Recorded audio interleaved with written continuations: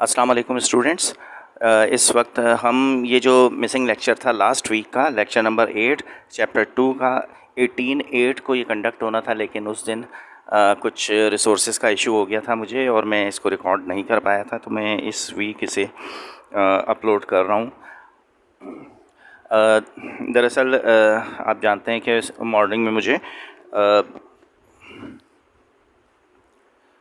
PIA में job के लिए जाना होता है। उसकी टाइमिंग्स में थोड़ा सा फ़र्क आ गया है और वो थोड़ा अर्ली हो गई है। तो लाइव क्लास क्योंकि जो मेरी टाइमिंग है 8:45 से, उस वक्त मैं उसे कंडक्ट नहीं कर सकता हूँ और 7:45 पे कंडक्ट करना थोड़ा सा ज़्यादती हो जाएगी स्टूडेंट्स के साथ, क्योंकि ये बहुत अर्ली हो जाता है। तो इसलिए ये तय किया गया था। मैंने ये सोचा कि आप लोगों के लिए रिकॉर्डिंग कर लिया करूं और उस रिकॉर्डिंग को YouTube पर अपलोड कर दिया करूं, ताकि सारे बच्चे अपनी सहूलत के साथ उसे किसी भी वक्त देख लिया करें। ज़्यादातर बच्चों ने इसके साथ अकोमोडेट किया है, किसी ने प्रॉब्लम महसूस नहीं की है। ज़्यादातर बच्चे असाइनमेंट्स जमा करवा रहे हैं और इस सबब से ये उम्मीद रहती है कि बच्चे कुछ ना कुछ अंडरस्टैंड भी कर रहे होंगे। आज का जो टॉपिक है मेरा वो रेजोल्यूशन ऑफ वेक्टर है, क्योंकि हम पढ़ रहे हैं एडिशन ऑफ वेक्टर, और एडिशन ऑफ वेक्टर में जो नई टेक्निक मैंने करनी है, एनालिटिकल मेथड या addition of vector by rectangular component method, उसके लिए समझने के अनअवॉइडेबल है कि हम रेजोल्यूशन ऑफ वेक्टर को स्टडी करें। तो हमें पहले रेजोल्यूशन ऑफ वेक्टर पढ़ना पड़ेगा। रेजोल्यूशन ऑफ वेक्टर हमने क्लास 10th में आपसे डिस्कस कर लिया है। इससे पहले जो भी टीचर रहा होगा उसने डेफिनेटली आपको ये पढ़ाया है और ये पेपर्स में बार बार लिया जाता है, लेकिन बहरहाल आज एक दफ़ा फिर हम इसका थोड़ा सा रिव्यू कर लेते हैं। रेजोल्यूशन ऑफ अ वेक्टर, जो डेफिनेशन है वो अगर आपके जहन में है कि splitting of a vector into its components is called resolution of vector. कुछ बुक्स में और नोट्स में इस डेफिनेशन को थोड़ा सा चेंज करके लिखा जाता है, splitting of a vector into its rectangular components is called resolution of vector. ये भी ठीक है। रेक्टेंगुलर कंपोनेंट यानी एक्स एंड वाई कंपोनेंट्स होते हैं। बहरहाल तो रेजोल्यूशन ऑफ वेक्टर को अंडरस्टैंड करने के लिए इस वक्त हम सबसे पहले ये एक मैं ज़ूम इन कर रहा हूँ थोड़ा सा। ये देखें, ये आपको नज़र आ रहा होगा। ये एक वेक्टर f है। अच्छा, थोड़ा बाहर जा रहा है ये, मैं इसे ये आ गया अंदर। देखें जी, ये एक वेक्टर f है और ये आपके सामने है। देखें, ये पॉइंट P का पोजीशन वेक्टर बना हुआ है। ये पॉइंट P है, ये देखें, ये बना हुआ, और ये वेक्टर, इसका पोजीशन वेक्टर ये O से शुरू होकर P तक ज्वाइन कर रहा है। इसको, इस वेक्टर का नाम, इस पोजीशन वेक्टर का नाम मैंने F रख दिया है। अच्छा, अब आपसे अगर क्वेश्चन पूछा जाए कि इसे रिज़ॉल्व करें, तो रिज़ॉल्व करने का मतलब क्या होता है? बताएं मुझे कि ये जो F है इसका x एक्सेस पर कितना पार्ट है, यानी f का x पार्ट कितना है। तो आप काउंट करेंगे 1 2 3 4 यूनिट्स तक ये x एक्सिस पे है, तो मैं यहाँ लिख सकता हूँ 4। f एक्सिस का 4 है और f y कितना है, काउंट करें कि y एक्सिस पे इसकी हाइट कितनी है, ये 1 2 3, तो f y कितना है इसका 3। तो ये जो गिवन वेक्टर है आपके पास, अच्छा ये निकल गया थोड़ा सा, ठीक है, मैं इसे जूम करूँ। अच्छा, मैं एक दफ़ा फिर आपके सामने ये बात कर लूँ। देखें, ये जो वेक्टर, ये जो पॉइंट P है, x एक्सिस पर ये कितना आ गया है 1 2 3 4 यूनिट्स। तो f एक्सिस का कितना हो गया 4 यूनिट्स। और y एक्सिस पे ये कितना है, y एक्सिस पे 1 2 3 यूनिट्स। तो f y इसका कितना है 3 यूनिट्स। तो आपने डायग्राम देख के ग्राफ की हेल्प से इसका x कंपोनेंट बता दिया और y कंपोनेंट बता दिया। This is called resolution of a vector, यानी किसी वेक्टर का x कंपोनेंट और उसका y कंपोनेंट फाइंड आउट कर लेना रेजोल्यूशन ऑफ अ वेक्टर कहलाता है। ठीक, यहाँ तो बात थोड़ी सी बात समझ में आई है आपको। अच्छा, अब मैं थोड़ा आगे लेके जाता हूँ आपको। अच्छा, एक तरीका तो ये है कि अगर ग्राफ पे आपके पास कोई वेक्टर गिवन हो तो आप उसका x एंड y कंपोनेंट ऐसे फाइंड आउट कर सकते हैं, अगर ग्राफ पर हो तब। अच्छा, समटाइम्स हमारे पास जो पोजीशन वेक्टर होता है वो इस शक्ल में नहीं होता, वो किसी और शक्ल में होता है। मैं आपके सामने ज़रा इसे लिखता हूँ, तो फिर उसके बाद हम इस पर बात कर लेते हैं। फ़र्ज़ करो कि कोई एक वेक्टर है a, ये जो वेक्टर मैंने अभी बनाया था इसी की मैं थोड़ा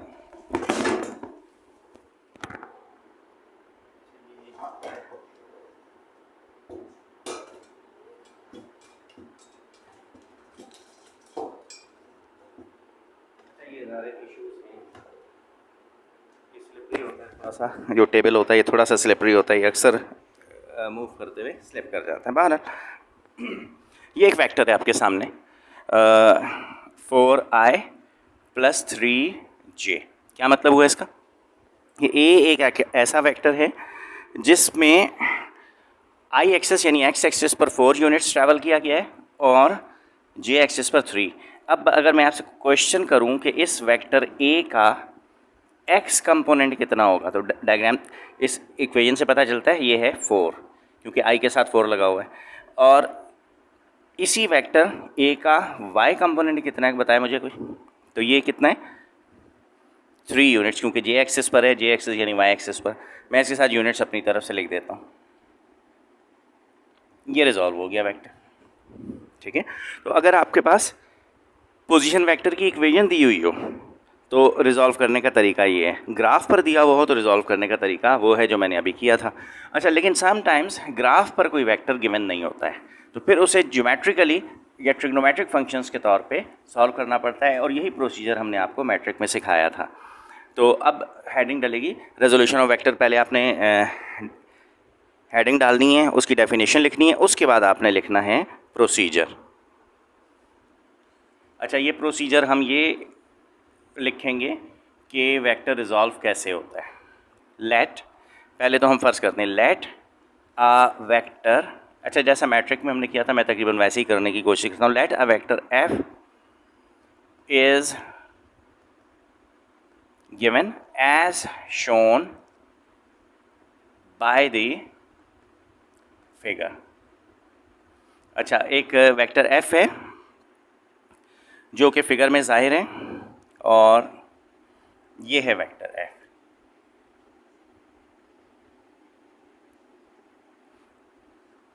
ये एक्स एक्सिस और ये Y axis.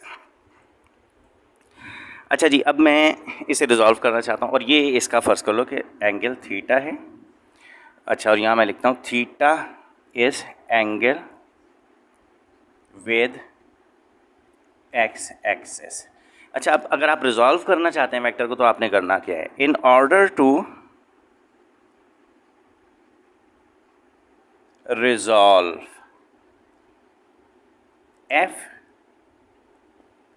Into its components.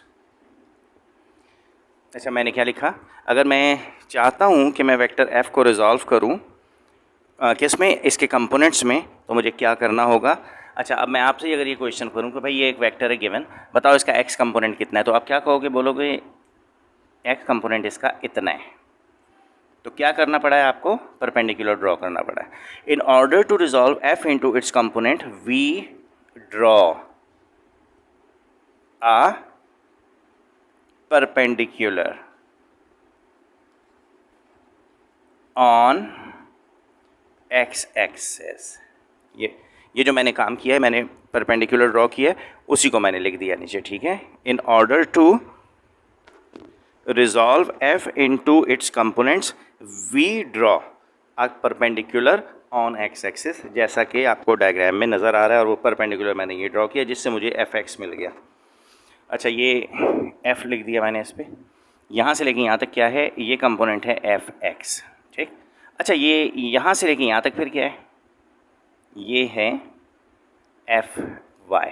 अच्छा, अब देखो, अगर आप गौर करो तो अगर मैं इसको इससे ज्वाइन कर दूँ तो ये जो शेप बनेगी ये रेक्टेंगुलर शेप बनेगी, इसलिए इन दोनों कंपोनेंट्स को रेक्टेंगुलर कंपोनेंट्स भी कहते हैं, ठीक। अच्छा, अब ये तो आ गया एफ एक्स और एफ वाई। तो अब डायग्राम के लिहाज से ये एंगल है, एंगल के सामने, क्योंकि राइट एंगल ट्रायंगल बन रही है, तो एंगल के सामने वाली साइड को कहते हैं परपेंडिकुलर, और ये 90 के जो सामने होता है इसको कहते हैं हाइपोटेनियस, और ये है बेस, ठीक है। राइट एंगल ट्रायंगल बन गया है ये। अच्छा, अब मैंने क्या करना है?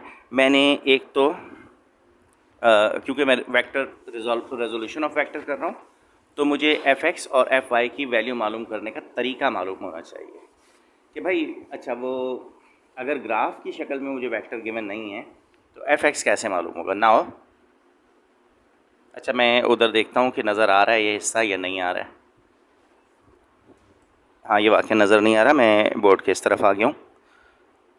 ये नाउ देखो ज़रा, एफ एक्स मालूम करने के लिए क्या करना है। तरीका ये होता है ज्योमेट्रिकल शेप में कि जो चीज़ अननोन हो या जो चीज़ आप मालूम कर रहे हो उसे ऊपर लिखें और जो चीज़ गिवन है जहाँ से आप चले हैं उसे नीचे लिखें। ये डायग्राम के लिहाज से एफ एक्स क्या चीज़ है। एफ एक्स है बेस, ये लिखा मैंने बेस। एफ क्या चीज़ है, एफ है हाइपोटेन्यूज, ये आ गया हाइपोटेन्यूज। ज्योमेट्रिक फंक्शंस मैट्रिक में आपको सिखाए गए थे, ऑल शुगर टू कॉफ़ी और पता नहीं some people have curly brown hair through proper brushes वगैरह, इस टाइप के सेंटेंसेस मैंने बच्चों को बोलते हुए सुना है। उन्होंने इस तरीके से साइन और कॉस और टेन फंक्शंस याद किए होंगे। अब मेरे पास इस टाइम तो वक्त नहीं है कि मैं अलग से इन्हें डिफ़ाइन करूँ, ज़्यादातर बच्चों को क्योंकि पता होता है इसलिए। बेस अपॉन हाइपोटेन्यूज ये एक रेशो है ट्रायंगल की दो साइड्स का, और इस रेशो को फिज़िक्स और मैथ्स में इस रेशो का एक नाम रख दिया गया है और इसे कहते हैं कॉस ऑफ थीटा। ये आ गया कॉस ऑफ थीटा। अच्छा बेस अपॉन हाइपोटेन्यूज होता है कॉस ऑफ थीटा। अब मुझे बेस अपॉन हाइपोटेन्यूज लिखने की ज़रूरत नहीं है, इसलिए मैं लिखता हूँ और cos of theta is equal to F X divided by F. अच्छा अब एफ एक्स मालूम करने के लिए मुझे क्या करना चाहिए, इस एफ एक्स को यहीं रहने दूँ, ये डिवाइड हो रहा है, इसे इक्वल के इधर ले जाऊँ तो ये मल्टीप्लाई हो जाएगा।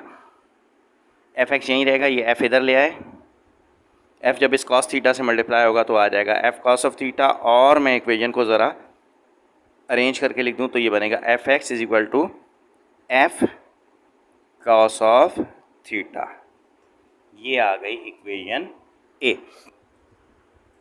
यानी मैं ये कहना चाह रहा हूँ कि अगर आपके पास एक वेक्टर f गिवन हो और आप चाहें कि एफ एक्स की लेंथ मालूम कर लें तो आपको क्या करना पड़ेगा, असल वेक्टर यानी f को इस वेक्टर के थीटा के कॉस से मल्टीप्लाई कर देना होगा, तो आपको पता चल जाएगा कि एफ एक्स की लंबाई या लेंथ कितनी होगी।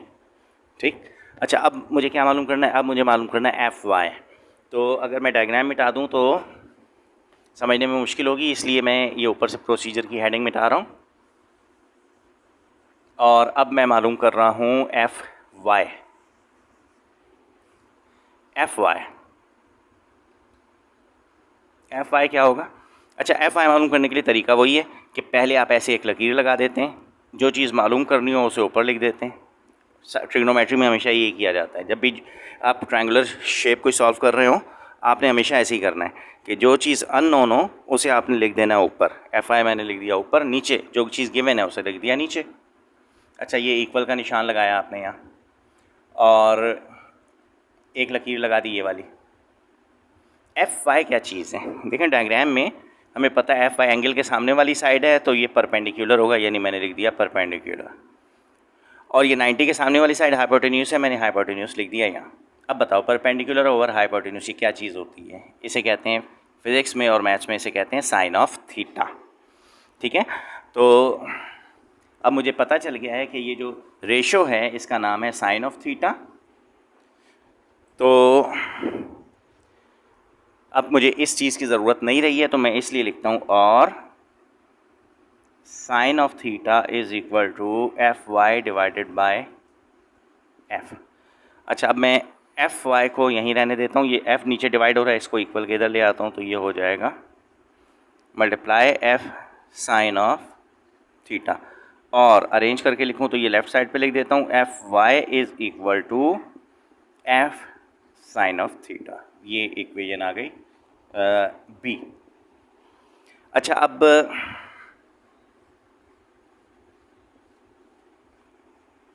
इस इक्वेशन से क्या पता चलता है, अगर मेरे पास कोई वेक्टर f गिवन हो और मैं चाहूँ कि उसका एफ वाई कंपोनेंट मालूम करूँ तो मुझे क्या करना होगा कि असल वेक्टर f को उसके साइन ऑफ थीटा से मल्टीप्लाई करना होगा। ख़ुद ब खुद मुझे पता चल जाएगा कि एफ वाई की लेंथ कितनी होगी। ठीक है, तो अब यानी कि by using equation A equation A कौन सी वाली है, ये देखें, ये नीचे, ठीक है, ये नज़र आई आपको, ये वाली, ये equation A, F X is equal to F cos theta. और अब ये दूसरी इक्वेशन, ये देखें, ये है इक्वेशन बी। यहाँ पर by using equation A and B we can resolve a vector f into its components,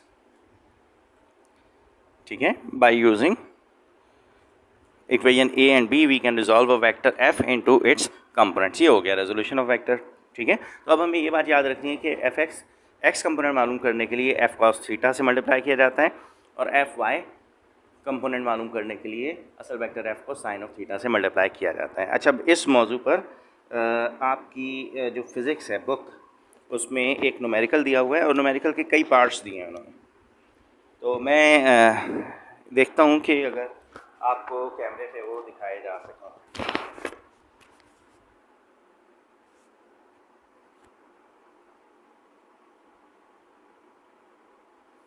तो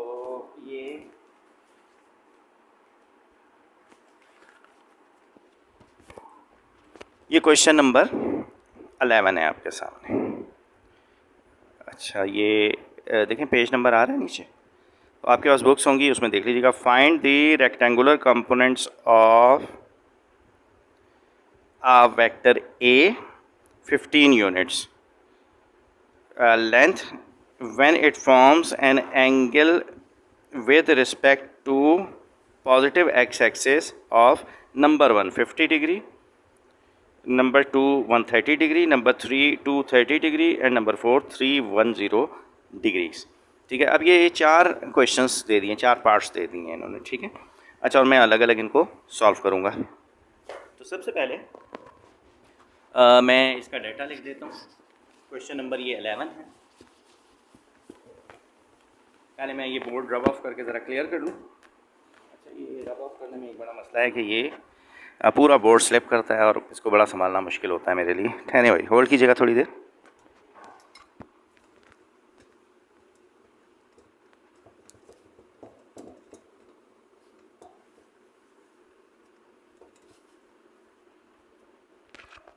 अच्छा, असाइनमेंट के लिए जब आप ये काम करें, यानी ये वाला न्यूमेरिकल करें, तो आपने करना ये है कि पहले ये क्वेश्चन अपनी नोटबुक पे यानी कॉपी पे लिखना है, उसके बाद इसे सॉल्व करना है। तो वीडियो पे पॉज करके आप किसी तरीके से कर लीजिएगा। मैं अगर पूरा लिखूँगा ना, मुझे यहाँ बड़ा मुश्किल रहता है, क्योंकि इस बोर्ड पे ना दबाव डालना बड़ा मुश्किल है। तो डाटा वाइज पहले वेक्टर ए ये गिवन है। अच्छा, जब न्यूमेरिकल कर रहे हो तो आप चाहे तो ये एरो डालें, चाहे ना डालें, कोई फ़र्क नहीं पड़ता। न्यूमेरिकल में हम मॉड ले रहे होते हैं, मॉडुलस। तो मॉडुलस पे आपको एरो लगाने की ज़रूरत नहीं है। तो ए है 15 यूनिट्स। अच्छा, अब अगर मैं मॉड नहीं लगाऊंगा तो कुछ बच्चे एतराज़ करेंगे कि भाई क्वेश्चन में उसने बुक में लगा रखा है, तो इसलिए आप लगा लीजिए भाई, कोई हर्ज नहीं है। जैसा कि मैं पहले कह चुका कि इससे कोई फ़र्क नहीं पड़ता है। अच्छा, क्वेश्चन क्या है मुझसे? क्वेश्चन है कि ए एक्स कंपोनेंट, रेक्टेंगुलर कंपोनेंट्स बताने, यानी ए एक्स बताना है और ए वाई बताना है। ये तो क्वेश्चन है। अब पार्ट्स इसके कितने हैं कि थीटा लेना है पहले क्वेश्चन में 50 डिग्री, थीटा लेना है दूसरे क्वेश्चन में 50 डिग्री 130 डिग्री, और तीसरे क्वेश्चन में है 230 डिग्री,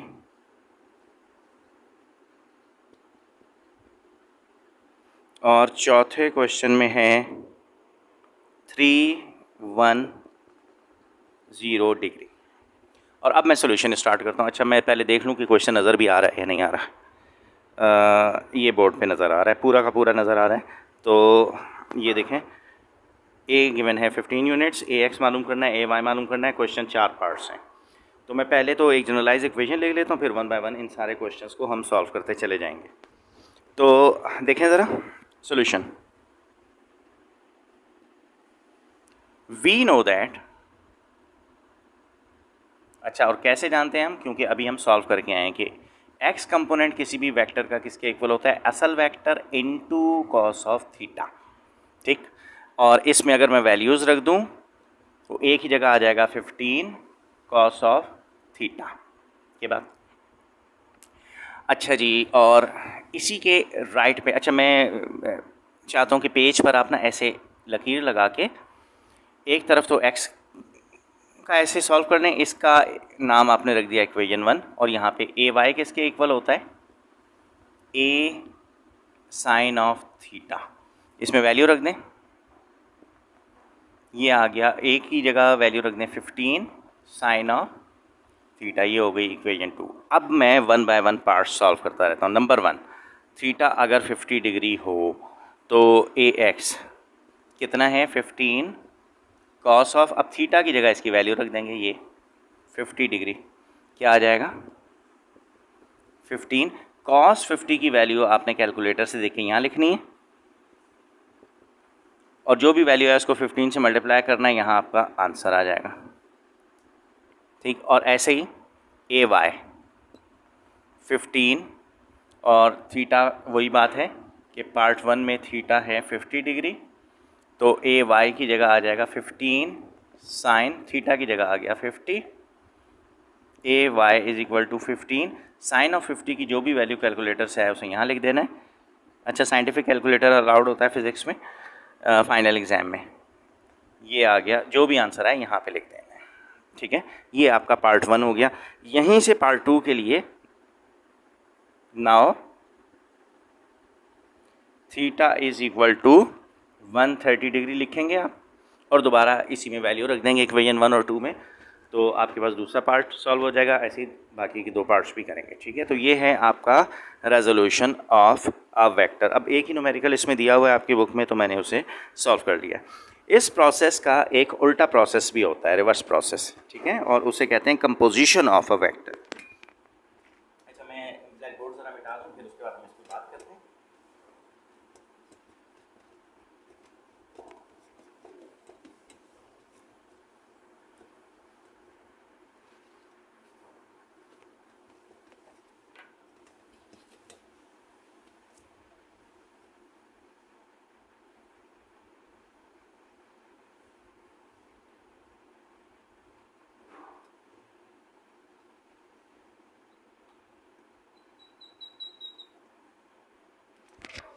अच्छा जी, ये हेडिंग डाली है मैंने, कंपोजिशन ऑफ अ वेक्टर, ये आपके सामने।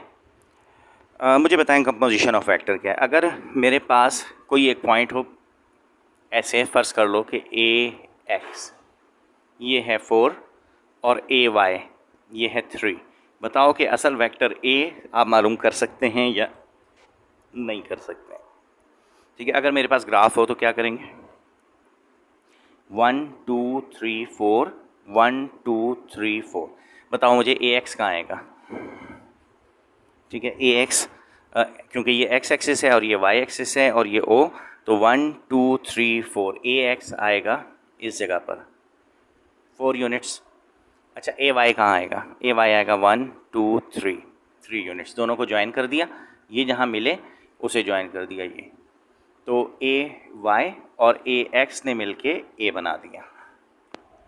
ठीक, अच्छा, किसी वेक्टर को उसके कंपोनेंट से फाइंड आउट करने का process composition of a vector कहलाता है।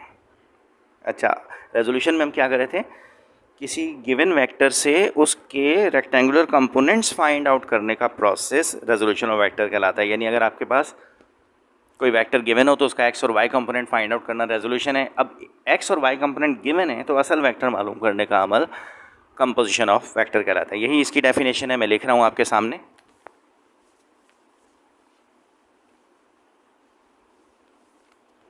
तो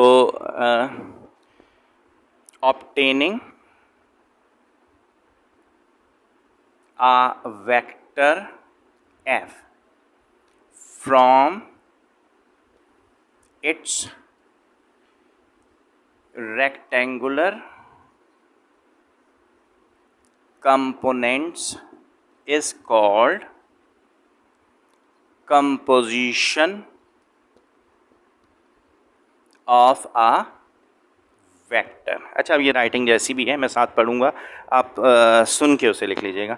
पहले हेडिंग डालेंगे आप, composition of a vector, obtaining a vector F from its rectangular components.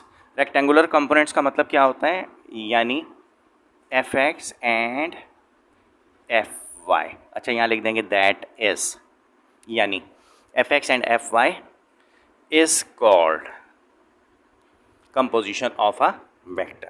ठीक है, ये तो डेफिनेशन है। प्रोसीजर इसका क्या होता है,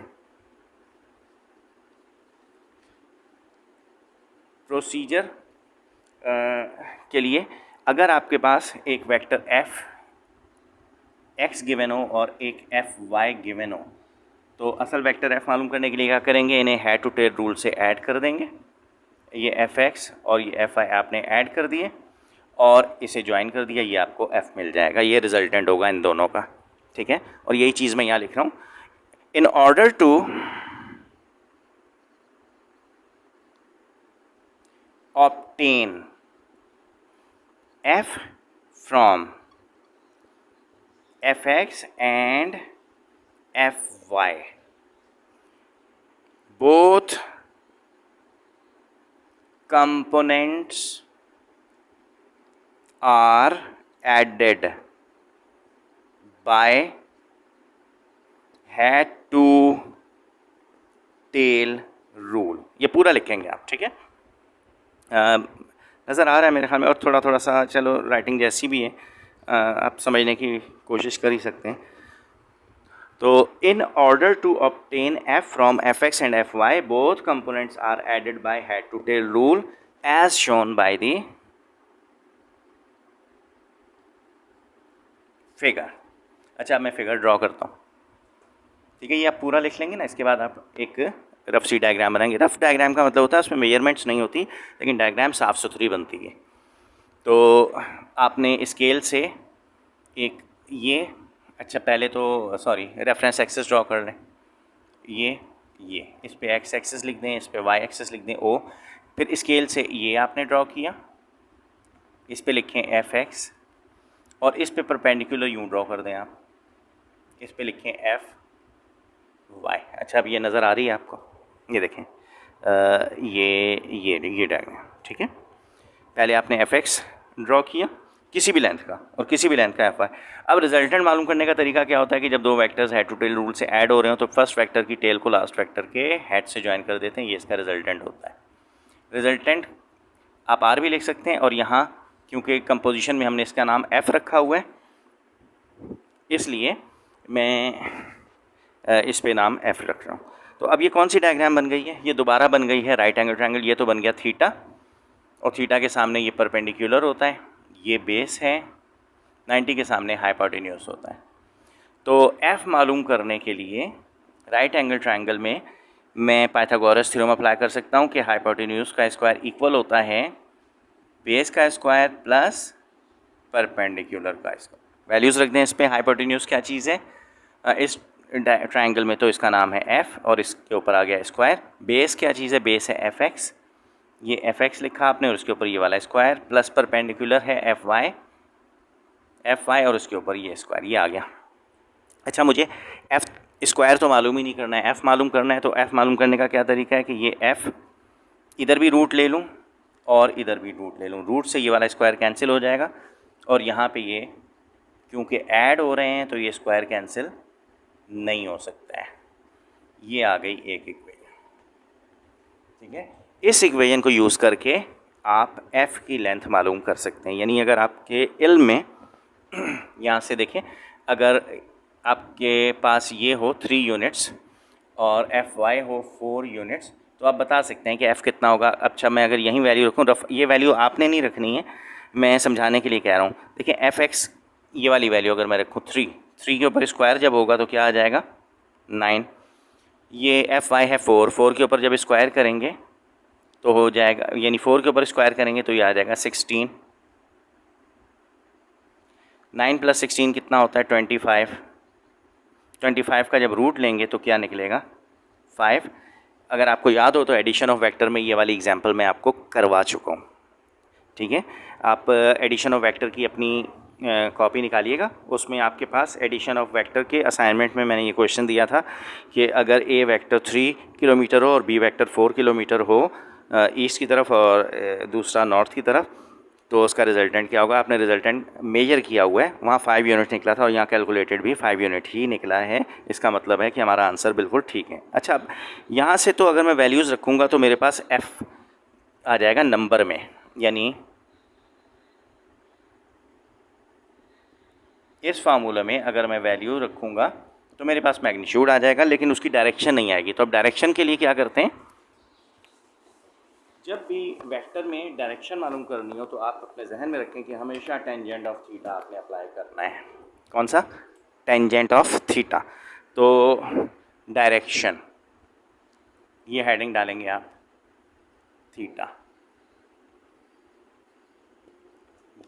तो इसके लिए क्या करना है, tangent of theta perpendicular upon base. Tangent का मतलब होता है परपेंडिकुलर ऊपर रखना है, बेस नीचे रखना है। ट्रायंगल में देखें परपेंडिकुलर क्या चीज़ है, एफ वाई, ये आ गया ऊपर, बेस है एफ एक्स, ये आ गया नीचे, और थीटा यहीं रहेगा, टेंजेंट उधर ले जाएं तो टेंजेंट इन्वर्स हो जाएगा F Y divided by F x.